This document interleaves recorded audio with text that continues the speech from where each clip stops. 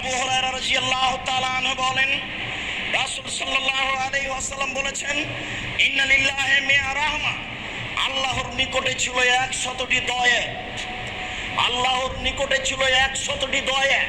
আনজালা মিনহা রাহমাতান ওয়াহিদা বাইনাল জিন্নি ওয়াল ইনসি ওয়াল হাওয়ামি ওয়াদ দাওয়াবি। তার একটি দয়া অবতীর্ণ করেছেন মানুষের মাঝে, জিনের মাঝে, হিংস্র প্রাণীর মাঝে, পশু প্রাণীর মাঝে। অবেহা এটা আতাফনা, এই দিয়ে মানুষ পরস্পরের কাছে নরম হয়। অবেহা এতারা হামনা, এই দিয়ে মানুষ পশু প্রাণী পরস্পরের উপরে দয়া করে।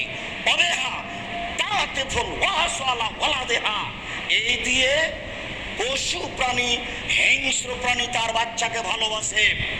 একটি দয়ার ভাগ পেয়ে মানুষ তার ছেলে মেয়েকে আব্বু বলে ডাকে, চুমা খায়। একটি দয়ার ভাগ পেয়ে গাভী তার বাচ্চাকে জিহ্বা দিয়ে চাটে। একটি দয়ার ভাগ পেয়ে সাপ তার বাচ্চাকে আদর করে ডাকে। একটি দয়ার ভাগ পেয়ে মুরগি তার বাচ্চাকে আদর করে ডাকে। একটি দয়ার ভাগ পেয়ে সিংহ তার বাচ্চাকে আদর করে রাখে। ওয়াক্কারাল্লাহু তাআলা 99 রাহমা ইয়ারহামু ইবাদাহু ইয়াওমাল কিয়ামা। 99টি দয়া আল্লাহ নিজের কাছে রেখেছেন।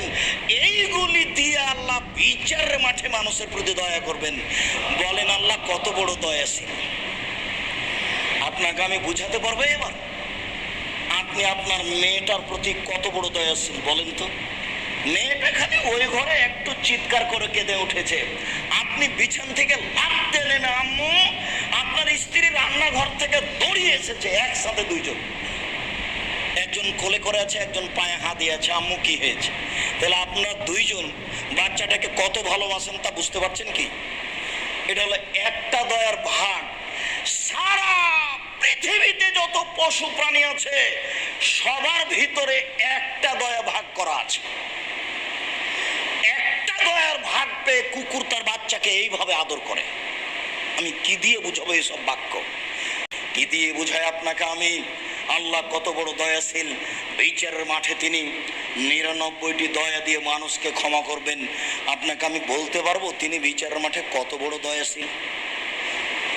এটা আপনাকে আমি ভাষা দিয়ে বুঝাতে পারবো? এটা সম্ভব নয়। আমি আপনাকে ভাষা দিয়ে বুঝাতে পারবো না তিনি বিচারের মাঠে কত বড় দয়াশীল হবেন।